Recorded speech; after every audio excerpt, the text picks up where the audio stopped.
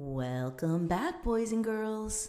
And the title of today's story is Olivia and the Perfect Valentine, written by Natalie Shaw and illustrated by Shane Johnson. Are you ready, boys and girls? Well, let's go. Valentine's Day was one of Olivia's favorite holidays, and it was just around the corner.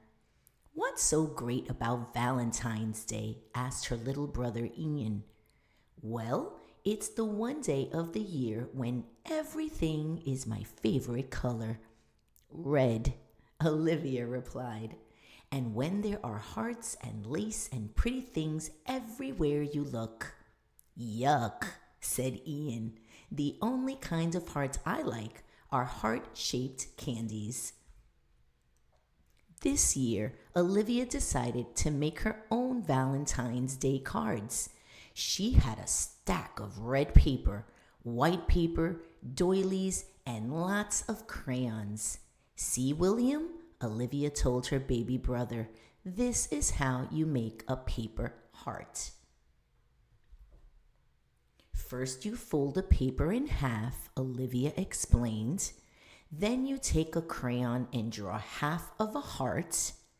Next, you cut along the crayon line and unfold the paper. Ta-da! A perfect heart." After cutting out a bunch of hearts for her Valentines, Olivia made a list of everyone she wanted to make one for. When she got to Ian's name, she put down her crayon. "He said he doesn't like hearts, so I don't want to make him a regular Valentine," Olivia told William. Thump, thump. Olivia could hear Ian kicking the soccer ball around in the backyard. "That's it," Olivia said.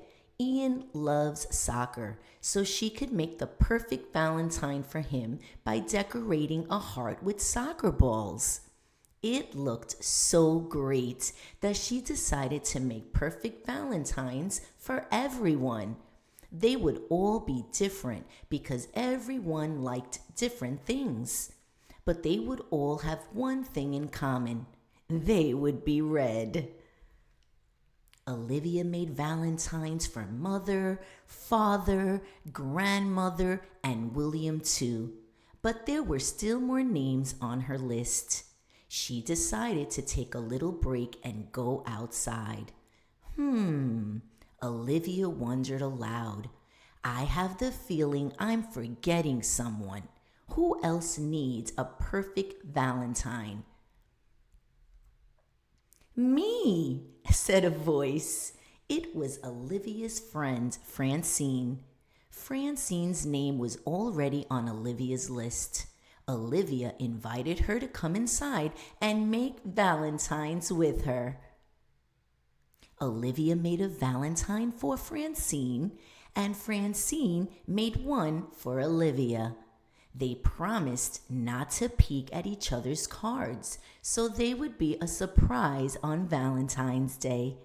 Then they both made Valentines for Daisy, Harold, and Jillian.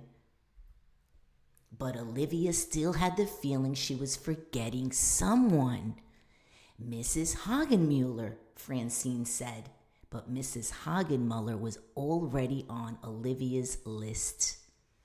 Olivia made a heart for her teacher and decorated it with a picture of her pet turkey, chalk, and a chalkboard eraser. Then she made one for the postman and another for firefighter Fred. After that, Olivia couldn't think of anyone else to make a card for, and all the names on her list were checked off. "Well, I guess that's it," Olivia said. "See you tomorrow," Francine replied. See you on Valentine's Day." In Mrs. Hagenmuller's class the next day, Olivia passed out her Valentines and received a bunch in return. Francine gave her a Valentine with red stripes on it. "I love it," said Olivia. "It matches my favorite shirt." And I love the ribbons on my Valentine, said Francine. They match my favorite ribbons. Julian looked at his card and smiled. How'd you know that I love music? He asked Olivia. And that I love daisies, asked Daisy. And that I love frogs, asked Harold. Because you're my friends, replied Olivia. Happy Valentine's Day, everyone. After school, Olivia walked around the neighborhood with her mom and passed out more Valentines. Thank you, Olivia, said firefighter Fred. It's perfect, said the postman. How did you guess that I collect stamps?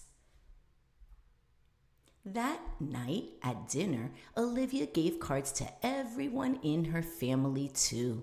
Thanks, Olivia, Ian smiled. I love soccer, but she still felt she was forgetting someone.